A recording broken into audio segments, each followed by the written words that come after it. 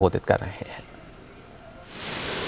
PACS के माध्यम से सुचारू रूप से संचालन करने के लिए जो संगोष्ठी आयोजित की गई है, इसके उद्घाटन कार्यक्रम में मंच पर उपस्थित डॉक्टर मनसुख भाई मांडविया जी, मेरे साथी मंत्री श्री BL वर्मा जी, श्री ज्ञानेश कुमार जी, सहकारिता सचिव जी, श्री अरुणीश चावला जी, सचिव औषध विभाग, रसायन और उर्वरक मंत्रालय, अन्य अधिकारीगण और आज देश भर से आए हुए मेरे प्यारे पैक्स के संचालक भाइयों बहनों, आप सभी का हृदय से स्वागत है। मित्रों, आज एक प्रकार से अनूठे कार्यक्रम की शुरुआत हो रही।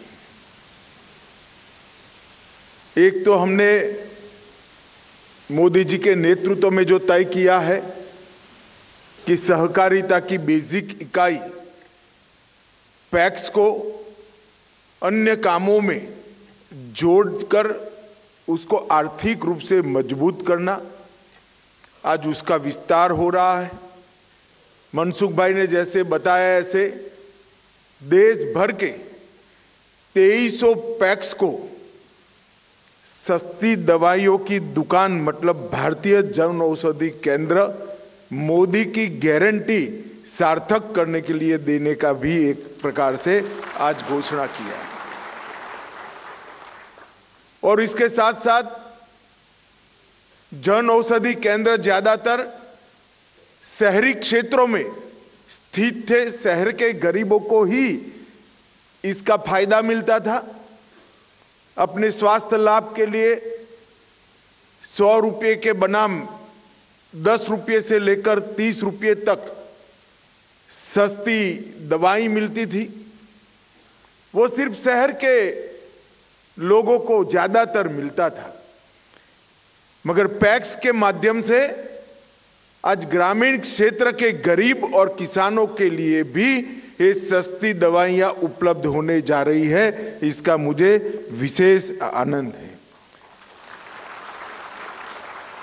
सालों से फार्मेसी के क्षेत्र में भारत विश्व में अग्रणी रहा और विगत 10 साल के अंदर मोदी जी ने फार्मेसी के क्षेत्र में ढेर सारे सुधार करते हुए मनसुख भाई ने मोदी जी की योजनाओं को जमीन पर उतारी और आज विश्व भर के अंदर भारत फार्मा क्षेत्र का एक विश्वसनीय उत्पादक देश बनकर रहा है। मगर हम सब के लिए एक विडंबना थी, दुनिया भर को दवाई भेजने वाले भारत में 60 करोड़ लोगों का हिस्सा ऐसा था जिनके भाग्य में दवाई नहीं थी, क्योंकि दवाइयां इतनी महंगी थी कि वो खरीद ही नहीं कर पाते थे। मोदी जी ने जन औषधि केंद्र के विचार को आगे बढ़ाया। जो जेनरिक दवाइयां थी जिन पर पेटेंट का खर्चा नहीं चढ़ता था, फिर भी पेटेंट का खर्चा एक प्रकार से वसूला जाता था, मोदी जी ने इसको स्ट्रीमलाइन कर मैंने जैसे कहा 8% से 30% की कॉस्ट में हर गरीब को दवाई मिल पाए, इस प्रकार का एक कार्यक्रम लिया और इससे गरीब क्षेत्र में, ग्रामीण क्षेत्र में स्वास्थ्य के सुधार में बहुत बड़ा फायदा हुआ है। भाइयों और बहनों, ये 9 साल के अंदर जन औषधि केंद्र के माध्यम से लगभग 26,000 करोड़ रुपया इस देश के गरीबों का बचा है। 26,000 करोड़, आप कल्पना कर सकते हैं कितनी राहत उनको मिली होगी। मैं बाद में डिटेल में इस पर बताऊंगा, परंतु आज मैं कहना चाहता हूं कि सहकारिता क्षेत्र के माध्यम से ग्रामीण क्षेत्र में इसकी रीच बढ़ने जा रही है। ग्रामीण गरीबों को भी गुणवत्ता युक्त दवाइयां सस्ते और किफायती भाव से मिलेगी और मुझे इसका बहुत आनंद है कि सहकारिता क्षेत्र इसमें माध्यम बनने जा रहा है। सहकारिता और स्वास्थ्य का ये संगम समृद्धि और अच्छे स्वास्थ्य का संगम एक प्रकार से है। आज कई राज्यों में सहकारिता क्षेत्र के माध्यम से पैक्स की शुरुआत हो चुकी है। लगभग 2300 प्राथमिक सहकारी समितियां गुजरात, जम्मू कश्मीर, कर्नाटक, मध्य प्रदेश, महाराष्ट्र, तमिलनाडु, पश्चिम बंगाल और नॉर्थ ईस्ट सभी राज्यों के अंदर ग्रामीण क्षेत्र में सस्ती दवाइयां पहुंचाने का काम कर रहे हैं। आज देश के विभिन्न हिस्सों से 5 पैक्स को सिंबॉलिक सर्टिफिकेट भी दिए गए, जिसमें महाराष्ट्र, बिहार, जम्मू कश्मीर, उत्तर प्रदेश और आंध्र प्रदेश शामिल है। मित्रों, सहकारिता मंत्रालय की स्थापना के बाद सहकारिता के विस्तार के लिए प्रधानमंत्री जी के यशस्वी नेतृत्व में सहकारिता मंत्रालय ने ढेर सारे काम किए हैं। 54 से ज्यादा इनिशिएटिव्स के माध्यम से सहकारिता की रीच बढ़ाना और सहकारिता के माध्यम से समृद्धि की रीच गरीब तक पहुंचाने का कार्यक्रम सहकारिता मंत्रालय ने किया है। और इसमें सबसे बड़ा कार्यक्रम जो सहकारिता मंत्रालय ने हाथ में लिया है, अगले आने वाले 5 साल में 2 लाख पैक्स नए बनाए जाएंगे और देश के हर गांव के हर पंचायत में एक पैक्स हो। पैक्स के आधार के बगैर सहकारिता का खाका खड़ा ही नहीं होगा। मगर जब 2 लाख नए पैक्स बनाने का निर्णय हमने किया, तब इसकी भी मीमांसा की कि आंदोलन क्यों पिछड़ गया, क्यों पैक्स बंद हो गए। पैक्स बंद होने का एक महत्वपूर्ण कारण था, पैक्स के बायलॉज के अंदर एग्रीकल्चर क्रेडिट के अलावे कोई काम को समाहित करने की कोई प्रोविजन ही नहीं था। सबसे पहला हमने काम किया, एक मॉडल बायलॉज बनाया और मॉडल बायलॉज सारे राज्यों को भेजा। ढेर सारी चर्चा, विचारणा, कॉरेस्पॉन्डेंस और फॉलोअप के बाद आज मैं बड़े आनंद के साथ इस फोरम को कह रहा हूं कि देश के सभी पैक्स आज मॉडल बायलॉज को अपना चुके हैं, मॉडल बायलॉज से चलते हैं। और इसके साथ साथ जो नए पैक्स रजिस्टर हो रहे हैं वो भी मॉडल बायलॉज से हो रहे हैं। अब मॉडल बायलॉज से क्या होगा, तो पहले एक छोटा सा गांव होता था, एक डेयरी अलग होती थी, एक पैक्स अलग होता था, कहीं मछुआरा समिति होती थी, तीनों वायबल नहीं होती क्योंकि एडमिनिस्ट्रेटिव कॉस्ट उसकी बढ़ जाती थी। अब हमने मॉडल बायलॉज के माध्यम से पैक्स, डेयरी और मछुआरा समिति तीनों एक ही बन पाए, इस प्रकार की कानूनी व्यवस्था मॉडल बायलॉज के अंदर कर दी है। पहले by and large PACS credit agency का काम करते थे, अब हमने माइक्रो एटीएम और किसान क्रेडिट कार्ड से भी पैक्स को जोड़ा। पशु पालन संवर्धन केंद्र भी वहां खुल सकता है, सीएससी भी खुल सकता है। और आज यहां पर मेरे पैक्स के भाई बहन जो आए हैं, इसमें से कई सारे लोग अपने पैक्स जो सीएससी बन चुके हैं, इसी से रेलवे का बुकिंग करा कर आए हैं। वो मेरे लिए बहुत बड़े आनंद का विषय। जब ऐसा संदेश पैक्स का एक संचालक भेजता है कि साहब आपने शुरुआत की, सीएससी बनाया, उसी से मैं रेलवे की टिकट बुक कर आ जा रहा हूं, इसका मुझे आनंद है, तो संदेश देखकर आपसे ज्यादा आनंद मुझे होता है।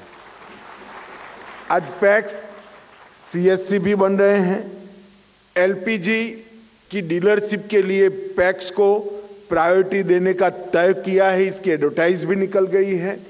पेट्रोल पंप का काम करने में जो कुछ भी हर्डल थे वो पेट्रोलियम मंत्रालय ने दूर कर दिए हैं। पेट्रोल पंप का काम भी अब पैक्स कर सकते हैं। हर घर जल, नल से जल का जो अभियान चला है, इसकी व्यवस्थापन के लिए लगभग 27 राज्यों ने पैक्स को ऑथोराइज कर दिया है। तो जल व्यवस्थापन के क्षेत्र में भी पैक्स करेगा और इसके साथ साथ सस्ती दवाइयों की दुकान भी आप चला पाएंगे, राशन की दुकान भी चला पाएंगे। इसके साथ साथ मनसुख भाई ने किसान सुविधा केंद्र मतलब फर्टिलाइजर की डिस्ट्रीब्यूटरशिप 35,000 पैक्स आज देश में फर्टिलाइजर की डिस्ट्रीब्यूशन से अपना काम आगे बढ़ा रहे हैं। 22 अलग अलग प्रकार के कामों को नए बायलॉज के अंतर्गत हमने जोड़ने का काम किया है, जिसके कारण अब पैक्स बंद हो ही नहीं सकता। इसकी एडमिनिस्ट्रेटिव कॉस्ट के बाद भी बहुत ढेर सारा मुनाफा मिलेगा। इसके साथ साथ प्रधानमंत्री स्टोरेज की जो व्यवस्था प्रधानमंत्री जी ने की है, पैक्स के गोडाउन बनाने के लिए ढेर सारी योजनाएं हम लेकर आए हैं। बहुत कम पूंजी में पैक्स अब एक मॉडर्न गोडाउन बना सकता है, जो अपनी तहसील का, राज्य का सारा धान और गेहूं स्टोर करने का तो केंद्र बनेगा ही बनेगा। साथ में किसान को भी अगर थोड़े समय के लिए अपना क्रॉप, अपनी उपज वहां रखनी है तो वो रख पाएगा और पैक्स के लिए बहुत बड़ा माध्यम होगा। वही गोडाउन के अंदर ट्रैक्टर भी होगा जो किराए से किसान का खेत जोत देगा, ड्रोन भी होगा जो किराए से किसान के खेत में दवाई का छिड़काव कर देगा, फर्टिलाइजर, लिक्विड फर्टिलाइजर का छिड़काव कर देगा। ढेर सारी चीजों को पैक्स के साथ जोड़ने का काम किया है। और मैं आज आपको बताने जा रहा हूं, विश्व की सबसे बड़ी भंडारण क्षमता अगर 3 साल के बाद किसी के पास होने वाली है तो मेरे पैक्स के छोटे छोटे मालिकों के साथ आप लोगों के पास है।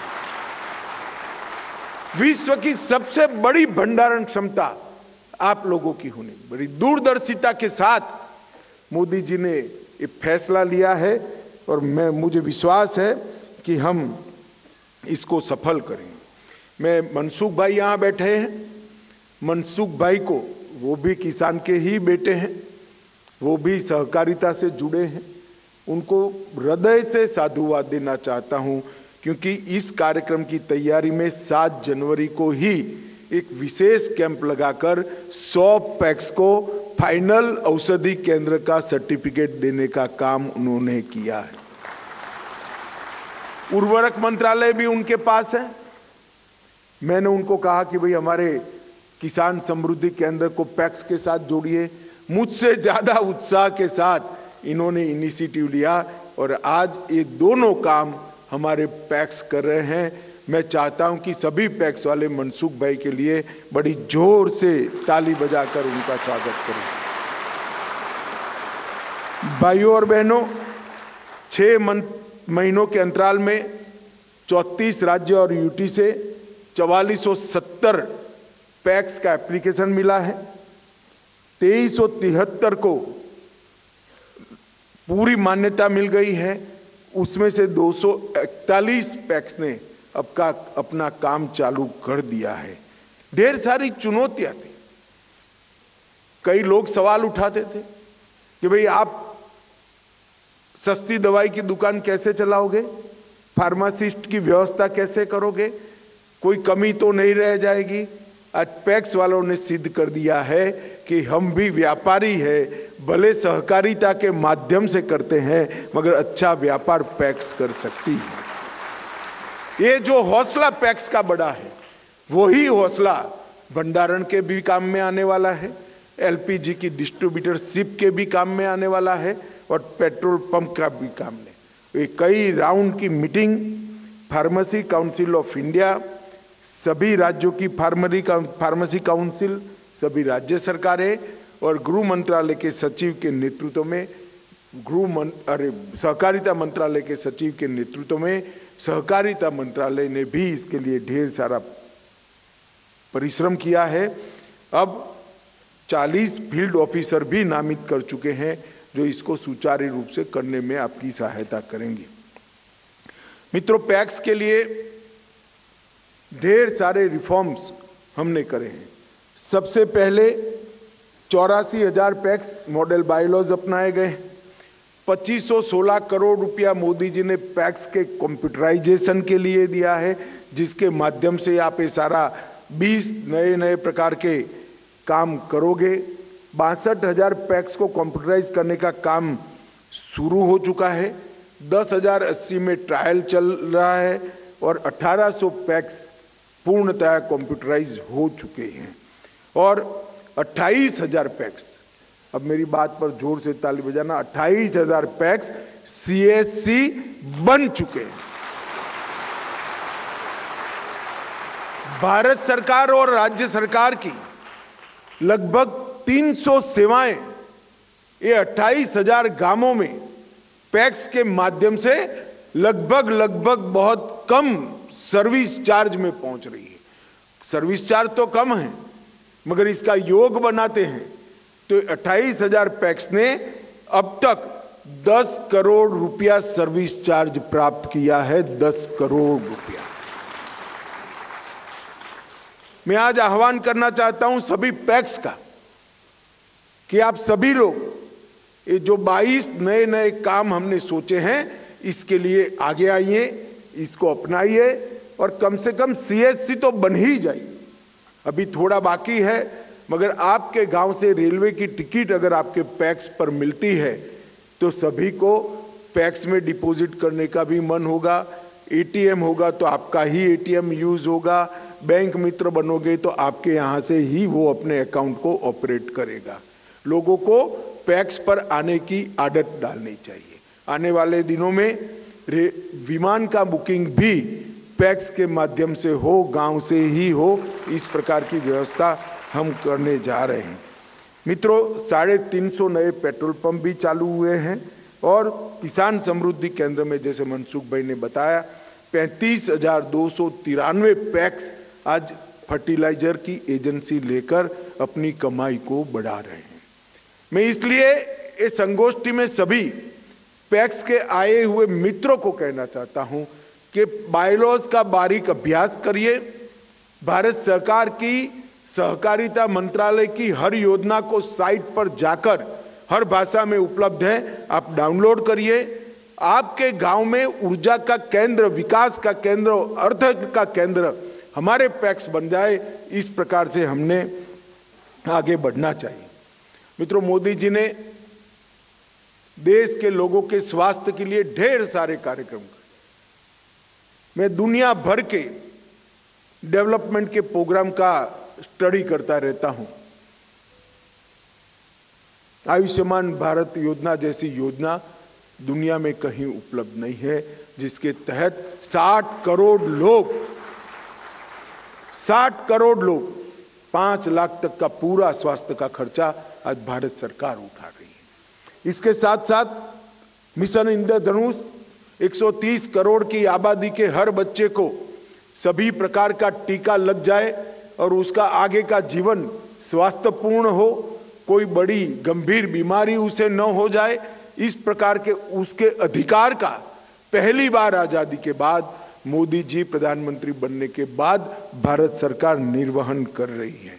जल जीवन मिशन के माध्यम से हर घर में फ्लोराइड वगैरह का शुद्ध पीने का पानी नल से पहुंचाने का कार्यक्रम हुआ। हम सब जानते हैं हमारे स्वास्थ्य में पानी का कितना महत्व है। इसके साथ योगा, आयुष, फिट इंडिया, कई सारे प्रोग्राम के माध्यम से स्वच्छता का कार्यक्रम, हर घर में शौचालय पहुंचाया। ये सारी छोटी छोटी चीजें, चाहे पानी हो, चाहे स्वच्छता हो, चाहे फिट इंडिया की मूवमेंट हो, ये सारे कार्यक्रम एक प्रकार से स्वास्थ्य से जुड़े। और इसके साथ साथ मोदी जी ने 5 लाख तक का सबको खर्चे की चिंता से मुक्त कर दिया। और 5 लाख तो वो करते ही करते हैं, मगर बहुत थोड़ा बहुत जो दवाइयों का भी खर्चा होगा वो भी 30% से कम दामों में देने की व्यवस्था मोदी जी ने करी है। मॉडर्न साइंस, नीचे गांव तक पहुंचे। इसके लिए इंफ्रास्ट्रक्चर और ह्यूमन रिसोर्स, ये दोनों क्षेत्रों में बहुत बड़ा काम हुआ है। मेडिकल की सीटों में लगभग 2 गुना यूजी और पीजी बढ़ोतरी हुई है और हर पीएससी सीएससी 5 साल के अंदर मजबूत हो जाए, एक अच्छा स्वास्थ्य केंद्र बने, इस प्रकार की हमने व्यवस्था करी है। आयुष जैसी पारंपरिक भारतीय चिकित्सा पद्धति को भी जमीन पर उतारने का काम, इसको पॉपुलर करने का काम और उसके माध्यम से दवाई बगैर का जीवन, आयुष, प्राकृतिक खेती और ऑर्गेनिक प्रोडक्ट, ये तीनों को इकट्ठा करो तो दवाई बगैर का जीवन कैसे जिया सकता है, एक नया भारतीय मॉडल मोदी जी ने पूरी दुनिया के सामने रखने का काम किया है। मित्रों, सिर्फ योजनाओं से कुछ नहीं होता।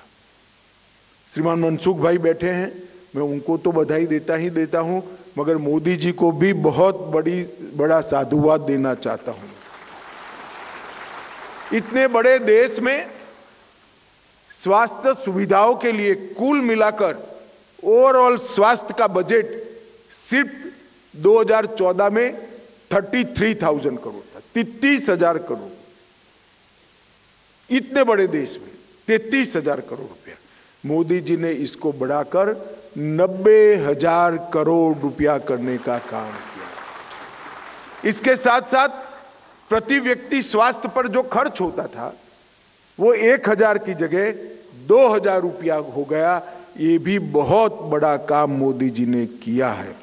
रिसर्च का बजट, जो आने वाली पीढ़ियां आत्मनिर्भर बनाने के लिए रिसर्च कर रही हैं, उनके लिए पहले 900 करोड़ रुपया खर्च किया जाता था, अब सिर्फ रिसर्च के लिए 3,000 करोड़ रुपया खर्च किया जाता है। 3 गुना बजट बनाने का काम किया है। और डिजिटल हेल्थ इंफ्रास्ट्रक्चर पर 200 करोड़ रुपया, पहले ऐसा कोई हेड ही नहीं था। अब डिजिटल इंफ्रास्ट्रक्चर इन हेल्थ के लिए 200 करोड़ रुपया सालाना खर्च करने का काम प्रधानमंत्री जी की सरकार कर रही है। कई सारी योजनाएं, प्रधानमंत्री जन आरोग्य योजना, आयुष्मान योजना, प्रधानमंत्री हेल्थ इंफ्रास्ट्रक्चर योजना, प्रधानमंत्री स्वास्थ्य सुरक्षा योजना, नेशनल हेल्थ मिशन, मलेरिया मुक्त भारत, सार्वभौमिक टीकाकरण मिशन इंद्रधनुष, टीबी उन्मूलन कार्यक्रम, मातृवंदना योजना, जननी सुरक्षा योजना, लक्ष्य प्रोग्राम योजना, नेशनल मेंटल हेल्थ प्रोग्राम योजना, फिट इंडिया, खेलो इंडिया और डायलिसिस प्रोग्राम, ढेर सारी कार्यक्रमों का जाला बुनकर विशेषकर गरीब व्यक्ति का, बच्चे का और किशोर किशोरियों के स्वास्थ्य को आगे बढ़ाने का काम किया है। प्रधानमंत्री जन औषधि योजना के तहत ही आज लगभग जन औषधि केंद्र 10,000 से ज्यादा हो गए हैं। 2260 से ज्यादा दवाइयां और साधन मिलते हैं और टोटल सेल का टोटल लगाए 9 साल का तो 25,000 करोड़ रुपया से ज्यादा गरीब का बचाने का काम प्रधानमंत्री स्वास्थ्य जन औषधि परियोजना में हुआ है। मित्रों, इसके साथ साथ मैं कुछ उदाहरण इसलिए देना चाहता हूं कि आप आपके गांव में बता पाए। डायबिटीज की दवा बाजार का मूल्य जिसका 62 रुपया है, यहाँ जन औषधि केंद्र पर सिर्फ 5 रुपये में उपलब्ध होती है। हार्ट की दवाइयाँ जिनका बाजार का मूल्य 91 रुपया है, यहाँ 7 रुपये में उपलब्ध होती हैं। और कैंसर की दवाइयाँ जो 2250 रुपया जिसका मूल्य है, वो 225 रुपये में उपलब्ध होती है। मेरा यही कहना है और मैं खुद आज मनसुख भाई को बहुत साधुवाद देना चाहता हूँ।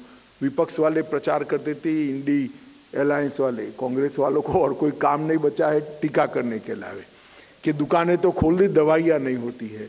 मैंने औचक निरीक्षण मेरे क्षेत्र में 4 दुकानों का करा है। मेरे हाथ में प्रिस्क्रिप्शन भी था, मैं खुद जाकर चेक कर आया हूँ। दवाइयाँ उपलब्ध भी है और अच्छी क्वालिटी की दवाइयाँ मिल रही हैं। ये विश्वसनीयता जो बनी है, ये विश्वसनीयता गरीब के स्वास्थ्य की कुंजी है, चाबी है। और सबसे बड़ी बात, यही सेंटरों से सिर्फ 1 रुपये में बायोडिग्रेडेबल प्रोडक्ट मतलब पैड, सैनिटरी नैपकिन बच्चियों के लिए दिए जाते हैं। और अब तक 46 करोड़ नैपकिन सिर्फ 1 रुपये से बच्चियों को देने का काम ये जन औषधि कर रही है। इससे बड़ी कोई सेवा नहीं हो सकती। गरीब बच्ची के स्वास्थ्य की सुरक्षा के लिए सिर्फ 1 रुपये में नैपकिन देना और स्वास्थ्य पूरे परीक्षणों पर खरा उतरा हुआ नैपकिन देना, इससे बड़ी सेवा नहीं हो सकती। मित्रों, 46 करोड़ नैपकिनों का वितरण अब तक हो चुका है और ये मैं मानता हूं कि बहुत बड़ी उपलब्धि है। मित्रों, विश्व के फार्मा क्षेत्र में जेनेरिक दवाइयाँ, वैक्सीन, सस्ती HIV दवाओं में भारत का विश्व में सप्लाई करने में सबसे पहला स्थान आज हो चुका है। भारत नंबर 1। फार्मा और बायोटेक प्रोफेशनल खड़े करने में, पढ़ाई लिखाई की मैं बात कर रहा हूँ, इसमें दुनिया में हम दूसरे नंबर पर हैं और दवा के ओवरऑल उत्पादन के अंदर दुनिया में तीसरे नंबर पर है। मुझे पूरा भरोसा है कि 2047 आते आते सभी क्षेत्रों में हम दुनिया में नंबर 1 बनेंगे और मोदी जी का आत्मनिर्भर भारत का स्वप्न सिद्ध होगा। दुनिया को दवाइयाँ पहुँचाने में पहले हम 90,145 करोड़ का एक्सपोर्ट करते थे, इसकी जगह अब डबल 1,83,000 करोड़ रुपए का एक्सपोर्ट आज भारत कर रहा है। और मैं आपको बताना चाहता हूँ, आखिर पूरी दुनिया में कई सारे देश वैक्सीन नहीं बना पाए थे। मोदी जी के नेतृत्व में हमारे वैज्ञानिकों को वैक्सीन तो बनाया ही, मोदी जी ने गांव के गरीब से गरीब व्यक्ति तक 130 करोड़ लोगों को तक टेक्नोलॉजी के माध्यम से वैक्सीन और सर्टिफिकेट दोनों पहुंचाकर देश को कोरोना से बचाने का काम। क्षेत्र के अंदर ढेर सारे काम हुए हैं। मुझे विशेष आनंद है कि आज सहकारिता क्षेत्र भी मनसुख भाई के साथ कंधे से कंधा मिलाकर लोगों के स्वास्थ्य के लिए काम करने के लिए आगे बढ़े रहे हैं। मेरे सभी पैक्स के संचालक भाइयों बहनों को करबद्ध विनंती है, पैक्स को मजबूत करिए, सारे सुधारों को स्वीकारिए, आगे आइए, साथ वाले गांव के पैक्स को भी मॉडर्न करिए और सहकारिता की नींव मजबूत करिए। 2047 में हर गरीब को सहकारिता के माध्यम से समृद्ध बनाने का मोदी जी का स्वप्न हम सब साकार करें, यही आपसे अभ्यर्थना है। बहुत बहुत शुभकामनाएं और बधाई। धन्यवाद। तो गृह मंत्री अमित शाह को आप सुन रहे थे, पैक्स सम्मेलन में शामिल होते हुए नजर आए, जिसकी अध्यक्षता उन्होंने की और इस दौरान बहुत सारी बातें